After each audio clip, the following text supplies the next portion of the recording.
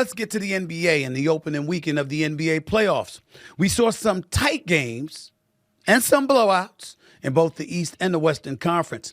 And I've got the perfect person to break it all down. Ladies and gentlemen, he's a former head coach and an analyst on NBA TV and SiriusXM. The latter two he's doing right now. He's a former head coach. Please welcome the one and only Sam Mitchell to the show. What's up, Sam? How you doing, bro? Another day above dirt, my man. It don't get much better than that. I got you. Well, listen. I like my life. I like to live a long and healthy life. So I got to keep myself alive by making sure I do the obvious before I even get into anything with you. How's the wife? How's the family? I can't have them saying I ain't asking about them. How's everybody doing? They're doing good, man. Thank you for asking, because you know the first thing they're going to ask is, did he ask about me? That's right. Because they know I call you all the time because you're one of the people that just teach me more and more about basketball. And we talk about it. We've been talking about it because we've known each other for so many years, Sam. I got to admit to you, I got the Lakers winning this series against Minnesota. I knew that Minnesota was going to win some games, but I didn't expect Minnesota to walk into Crypto.com Arena in L.A. and whip their ass. I did not see that coming, Sam Mitchell. Why did that happen? Well, first of all, the leader of that team is the biggest pimp that you can name, Anthony Edwards. I mean, dude, he's not afraid of anything. And look, a lot of guys have tried to sell what Anthony Edwards is, you know, that persona, but they tried to sell it, but that's not who they really were. That's who this kid is, Steven. I mean, he likes those challenges. You know, I listened to you earlier this morning on ESPN, and you talked about when he went at Kevin Durant. How many basketball players have really went at Kevin Durant on the basketball court, eye for eye, and give up 6-7 inches in the meantime and do the work that he did against Phoenix? And so I look at this young man, and he's not afraid of Luka. He's not afraid of LeBron. He relishes the challenge. And then when you look at Minnesota, they're big, they're athletic, and they're younger. And these guys have been through those battles before. And then they got a coach in Chris Finch, who I love, that said before the series, I'm not going to match down to the Lakers. We're a big team. We have our most success when we're big. I live by that philosophy, Stephen A. You know this. You and I talk basketball all the time for the past 25 years, my brother. And if your best lineup is your big team, why am I going to go down and match down to you when my best lineup is big? Why am I going to go small when I know I'm playing your game? Playing the devil's advocate, my answer to that would be, or I assume other people's answer to that would be, well, you did, and you had some success with that last year until you ran into Luka when he was a Dallas Maverick, and he beat y'all to death in the conference finals, which propelled the Dallas Mavericks to the NBA finals. Whereas now, Luka's in a Lakers uniform, and instead of Kyrie Irving as his sidekick, he's got LeBron James as his guy. So how do you answer that? The difference is they're big, but they're different. Julius Randle adds a different element to this basketball team. Think about it now. Karl Anthony Towns was a scorer. He was a finisher. He could pass and make plays, but what does Julius Randle love the most? The biggest thing he get criticized is he wants the ball. He wants to be a facilitator. He wants to make plays. That's how Julius Randle feels his worth as a basketball player. You play. Some guys get off by getting 25 a night. Like Chauncey Billups said, Carmelo needed to score. Other guys get off by having to have the ball facilitator. That's who Julius Randle is. And if you go back to game one, this is what messed the Lakers up with that small lineup. Austin Reeves, man, I felt sorry for him. Julius Randle and Nas Reed was just beating the bejesus out of him, just backing him down, beating him up. And then this is the thing, Stephen A., that you know, the game within the game, that the television and the commentators don't talk about. Every time that ball go up on the glass, Austin Reeves, LeBron James, and Luka Doncic got to put a body on somebody. These guys are younger, bigger, stronger, more athletic. And you know this, when you lean in on somebody for 48 minutes, at about 42 minutes of that game, your body's going to give in and give out. And so to me, people did not think about all they get caught up in LeBron, Luka, Austin Reeves, the skill set, but they don't understand. This game is going to be played in the alley, and Chris Finch is not going to let this game go up and down the court. He's going to make it a half-court game because he's going to make the Lakers be physical. And when the Lakers match up big, they're too little. So what you trying to say, bro? I picked Minnesota off the rip, and I didn't think you picked Minnesota to win a series. Yes, go back and ask Gels when we made our predictions. I told Gels, this is not going to be a tough, soft, hard series for Minnesota. It may go 6. because Minnesota bigger, more athletic, and understand something. This Minnesota team went to the Western Conference Finals last year. They've had a taste. And then look at their depth, their bench. And then I'm telling you, man, Austin Reeves has got his hands full. J.J. Redick and that coaching staff got to figure out, how do they want to match up with Minnesota? How are you going to – everybody kept saying, how's Minnesota going to match up? Think about this. Luka had 37. Now what? Look at this. Look at the game. Well, I don't expect LeBron to have 19 again. I expect Okay, LeBron to go LeBron berserk could in have game had 25 and they still would have got beat. Right? If I can count, LeBron could have had 25, 26, 27. They still would have got beat. So, as a result of that, you're anticipating that the Lakers are going home in the first round. And if LeBron James and the Lakers go home in the first round to the Minnesota Timberwolves, what does that say about the Lakers, Sam Mitchell? Well, what are we to think if that happens? Steven, you know this, my brother. The playoffs are about matchups. If you get the wrong draw, if you draw the wrong team in the first round, that can be a nightmare for you. I always go back to this analogy. You remember when the Clippers were the worst team in the NBA for 20 years? Well, when I played for the Minnesota Timberwolves, we could not beat the Clippers. And when we finally clinched a playoff berth, we beat the Clippers in the old arena in LA, and we were celebrating. And people were like, y'all are celebrating you beat the Clippers. Well, we had not beat the Clippers in 3 years. They just had our number. And I'm afraid to say this to you, Stephen A. Minnesota was the worst team that the Lakers could draw in the first round. Because of their size and their physicality. Well, Luka, think about that. Luka still got 37, but Minnesota's still going to pick him up full court. They're still long and athletic. Luka got to work to get his 37. And then this is what the Lakers did. What did they revert back to? This is the problem when you have Luka and LeBron. It's so easy as a coach to just give them the ball and watch them go to work. And in the regular season, that gets you a lot of wins. But in the playoffs, when I got time to set my defense and match up and focus on one team, and I said, okay, Luka can get his 35, LeBron can get his 25. Who else is going to score? We're going to lock everybody else down. So guys who are my primary defenders on those two guys, don't worry about if they get theirs. We just not going to let everybody else get theirs. And then guess what we're going to do? We're going to pound them on the glass. When that ball go up, we're going to make Luka and LeBron do dirty work. We're going to make them box out, make them rebound. And then, Julius, when you get the ball against Austin Reeves, I want you to beat him up with the basketball, take away his legs, and make Austin Reeves start thinking about defense and rebounding other than scoring. If LeBron goes home in the first round, you know, there's a GOAT conversation that keeps circulating that all of us are tired of talking about. You know where I stand. It's Michael Jordan all day, every day. LeBron is the second greatest of all time. We in the same era, the whole nine. But if he loses LeBron, in the first round, right? Well, you do. Got it. But the point is that, you know, my question to you is that where does that leave the discussion? Whether it's on him, whether it's him and Luka and what they'll do into the future, whether it's the future of the Los Angeles Lakers, what would a first-round exit with the Los Angeles Lakers mean in your estimation? Well, I think, look, they've had a very successful first season. I think J.J. Redick has exceeded expectations as a coach. The young man has proven. The young man has proven he knows how to coach, and more importantly, he knows how to manage difficult personality. When you're coaching LeBron, Luka, and others, and then, look, the man coached his team through catastrophic wildfires, lost his own home that he was living in. So, look, my respect for J.J. Redick and what he's done as a first-year coach is beyond magic. Look, man, I'm a Darvin Ham. He's a friend of mine. I didn't like the way Darvin was fired, but look, when you look at the proof is in the pudding, J.J. Redick has done a better job. So we can lay that argument to bed right now. But at the end of the day, the playoffs are about matchups. And the Lakers got the short end and the shitty end of the stick, my brother, by beating Minnesota. Because, again, and I hear you say this all the time, that Anthony Edwards dude, like him or love him or whatever, or dislike him, he's a different kind of dude, man. This stuff that people talk about, all this stuff, don't bother him. This is a different kind of animal, man. And this team is going to take on the personality of one or two people, either your head coach or your best player. And this team has taken on Anthony Edwards' personality. And look at the swagger. Look at how they walked into that arena. And, Stephen A., this is the thing that I was looking at the whole night. It was never a doubt in their mind or their body language when they stepped on that floor. They played like, acted like. Look at that. 8 for 22. He didn't have a great game.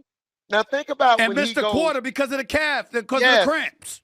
So think about when he goes 15 for 22, what it's going to look like. Mm. Because he's going to have a night like that. But this team is confident because they know who they are, Stephen A. And I'm just telling you, the Lakers going to have to try to match up.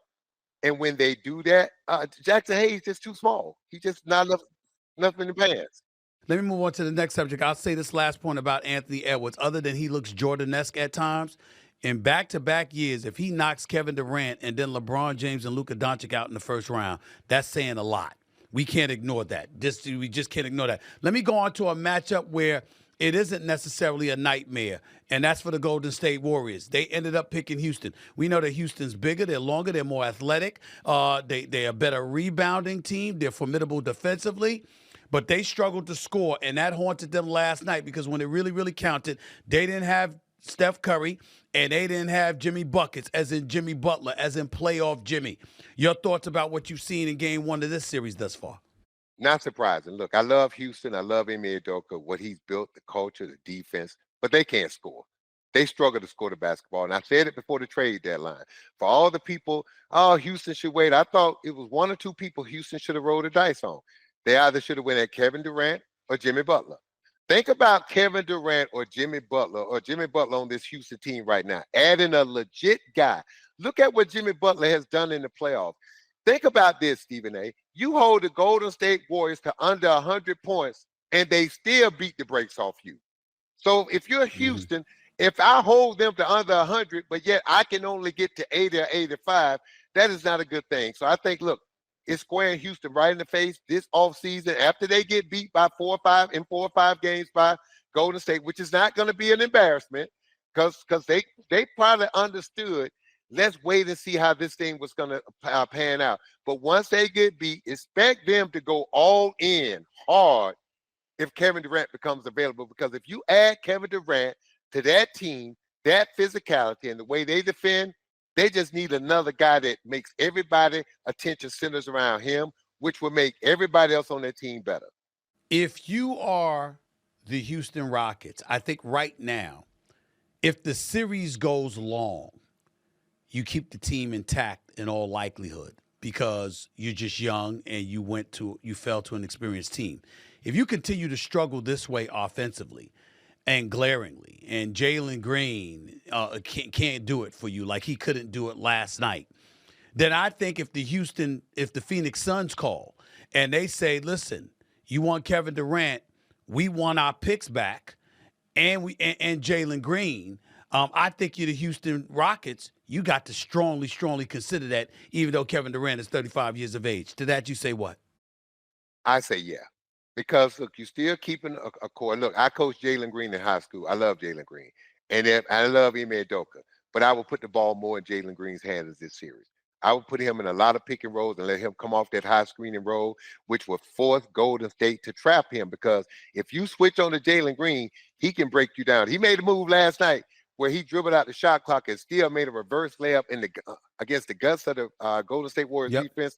I thought was an unbelievable move, but he needs more opportunities with the floor spread. But that being said, look, if you're Houston, you're going to have to listen to it. Because, again, what you may realize is that you're one prolific score away from going deep into the playoffs and having a chance to win a championship. Think about this.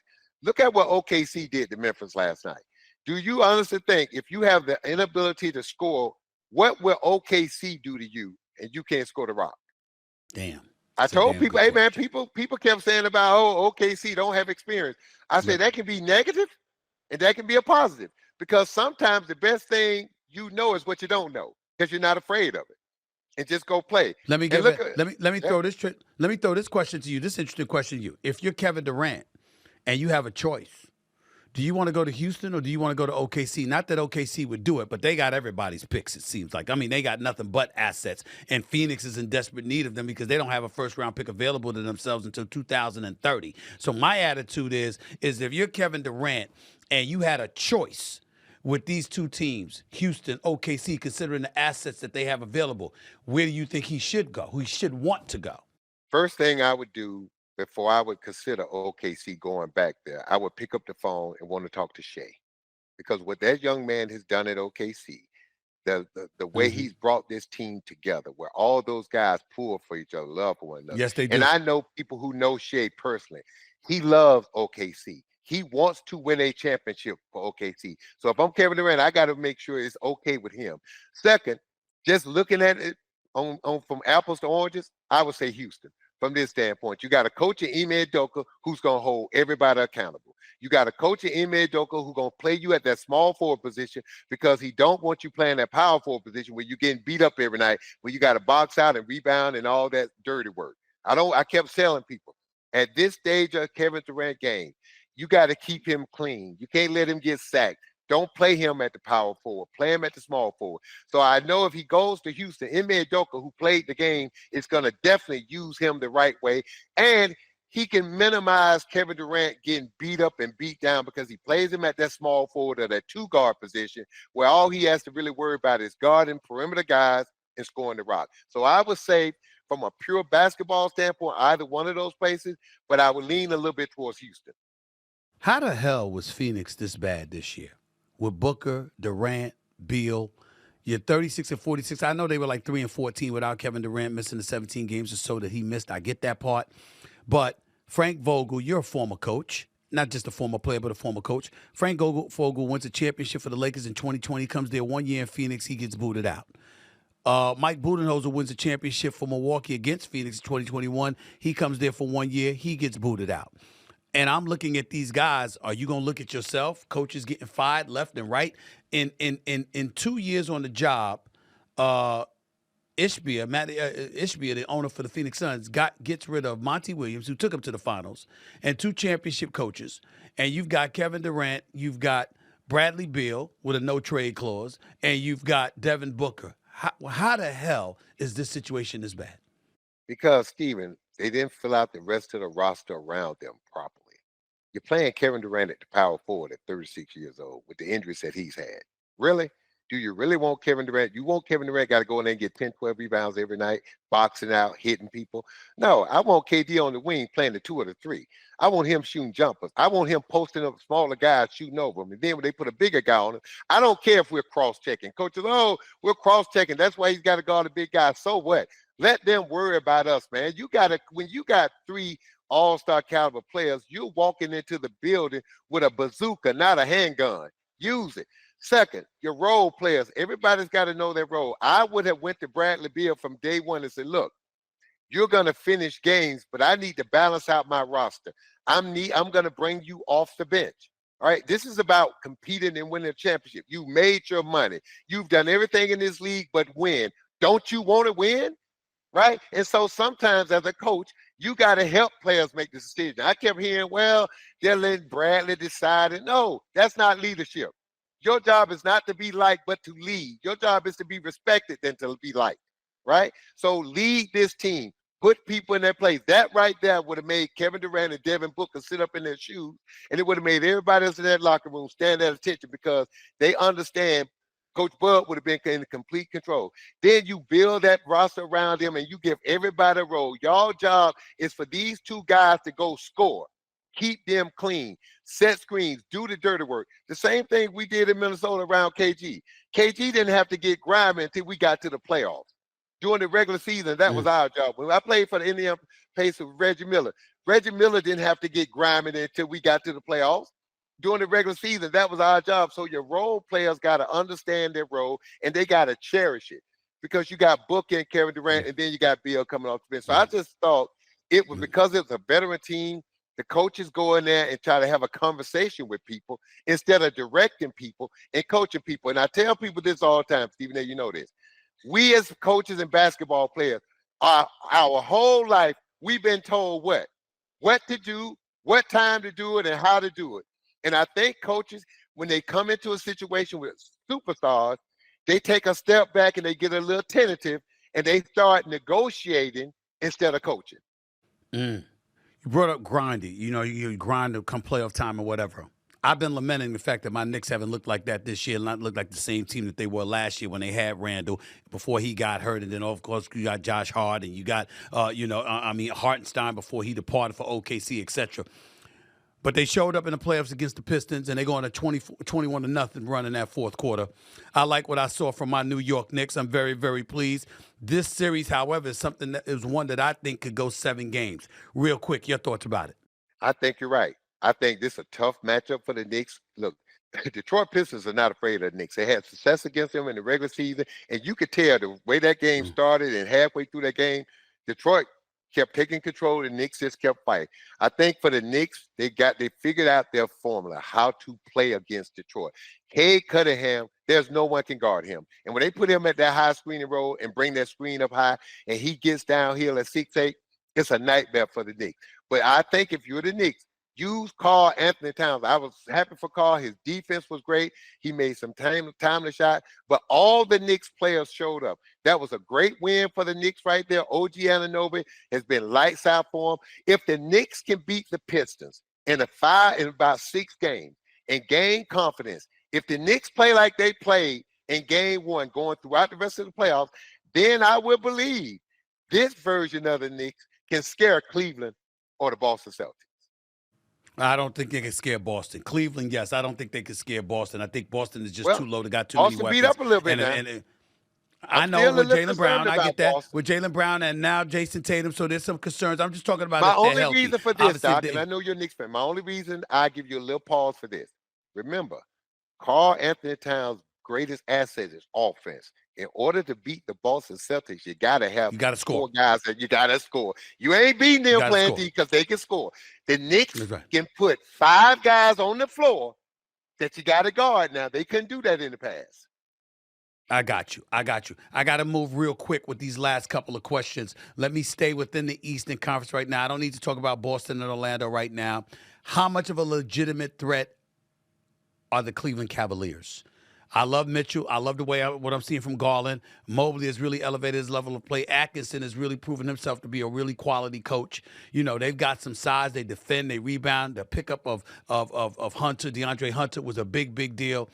I think that if Cleveland handles their business in these first 2 rounds and they face Boston in the conference finals, which we're all anticipating, I don't think it's a foregone conclusion that Boston gets to the finals, even though they should be the favorites. Your thoughts? Before the season, during the season, I kept saying before the trade deadline, my only concern about Cleveland at the forward position, they weren't big enough. When they made that DeAndre Hunter trade, I said, okay, look out. He's 6'8", and he can score and shoot the 3. And then when you look at Evan Mobley, who's 6'10", who can defend perimeter guys, where Boston beat you as though bookend forward was Tatum and Brown. No one can match up to him. Now, if you go on the court and you put 6'8" DeAndre Hunter and 6'10", 6'11", the other kid out there that's going to be third team, maybe all NBA, now we can defend, and this is the difference. Evan Mobley and DeAndre Hunter can go back at you offensively now. So now Tatum and Brown will have to play some defense, and they're going to have to box out Mobley. So this is a different animal for the Boston Celtics now. I think when they added DeAndre Hunter, that gave me a little bit more life to say, they're longer at that 2-3 position. They can compete a little bit. 2 more questions before I let you go. Real quick, Sam.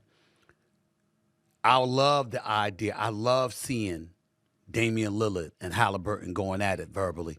I was thinking that Damian Lillard. I'm thinking that Damian Lillard's gonna come back.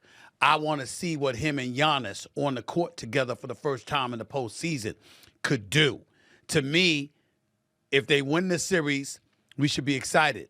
If Dame comes back and they lose, who knows what Giannis might want to do with his future, looking at Milwaukee being who they are. Your thoughts? I think, 1, if Dame can come back, he's got to come back. Giannis needs him. 2, I picked Milwaukee in this series, right? Even though going against my better judgment after game 1, but if they're not going to win this series unless Dame comes back and be Dame Lillard. Now, absolutely. And I think he's going to come back. I don't think Dame is the type person that's going to run his mouth knowing that he can't write the check to try to back it up. So I think when Dame was running his mouth at Halliburton, he was kind of letting him know, all right, Junior, you going to see me in this series. He said, I'm going to bust your ass. Those were his words. I'll bust your ass. So when I say that, you're going to see me in this series. And I would be shocked if it ain't game 2. And you believe they'll win if Damian Lillard comes back? Well, I picked them. I picked them. But Indiana's been good this year. Indiana's been the one team that we've sleeping on. Yep, they can score now. Right. That's the one thing about the Pacers. If they get any defense at all, they can flat out score. Listen, you talk about sleeping. I snored on Kawhi Leonard. I didn't care what he was doing. I didn't care that he was averaging over 25 in the month of March, shoot 53% from the field, 43% from three-point range. I said, call me come playoff time. Let me see if he going to be on the court healthy. Sure enough, he was there. He was there, had 22 points, but was a no-show at clutch time. Only attempted 2 shots, only made 1, was a non-factor, committed 2 pivotal turnovers, and Russell Westbrook was that Energizer Bunny for Denver, who had the benefit of Jamal Murray and Jokic in the lineup together. Your thoughts about that series real quick? We slept on the Clippers, but coaching again, Ty Lue. Jeff Van Gundy is your defensive coordinator. James Harden's been balling. Got to give him love and credit. He was in foul trouble and still had 32 and 11. Your thoughts about the Clippers? I think the Clippers is the team that everybody's picking right now to be the team that can come out the West sneaky, right? But again, Kawhi Leonard's going to have to step up. I think when you look at the coaching staff, Ty Lue is going to have to tweak some things. He's got to get Kawhi better touches in different areas of the floor because they have – look, Denver has no one that can really guard Kawhi Leonard. Like LA Clippers have anyone that can guard the Joker. But the 2 people that everyone slept on with the Clippers, and you said it, James Harden and Zubac.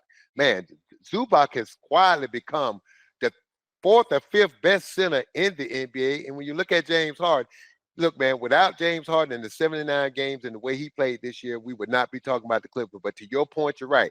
They got to get Kawhi back to being Kawhi at the end of the game. But this series can definitely go 7 because these are 2 evenly matched teams.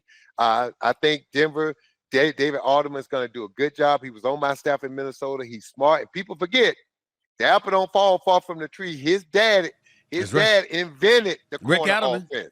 Rick Adelman, and that guy, David Adelman, when I was in Minnesota and we ran the corner offense, the first day we put it in, I said, DA, put your dad's offense in because you grew up sleeping with it. That's right.